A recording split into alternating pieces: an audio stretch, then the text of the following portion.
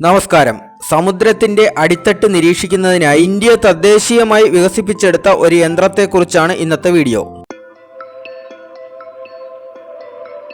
Autonomous under water vehicle എന്ന ശ്രേണിയിൽപ്പെടുന്ന ഈ യന്ത്രത്തിന് നാമകരണം ചെയ്തിരിക്കുന്നത് ജൽ കാപ്പി എന്നാണ്. ഇതൊരു ആളില്ലാ വാഹനമാണ്. സ്വയം പര്യാപ്തത തന്നെയാണ് ഇതിന്റെ മുഖമുദ്ര. തുടർച്ചയായി 45 ദിവസം വരെ കടലിനടിയിൽ സഞ്ചരിക്കാൻ ഇതിന് കഴിയും. ജനറേറ്റർ ഉപയോഗിച്ച് ഓൺബോർഡ് റീചാർജിംഗ് നടത്തിയാണ് ഇത് പ്രവർത്തിക്കുന്നത്. ഇന്ത്യൻ നാവികസേനയുടെ കീഴിലുള്ള ഡയറക്ടറേറ്റ് ഓഫ് നാവൽ ഡിസൈൻ ആണ് ഇത് വികസിപ്പിച്ചെടുത്തത്. ഏത് പ്രതികൂല സാഹചര്യങ്ങളിലും ഇതിന് വിഷ്വൽസ് എടുക്കാൻ സാധിക്കും.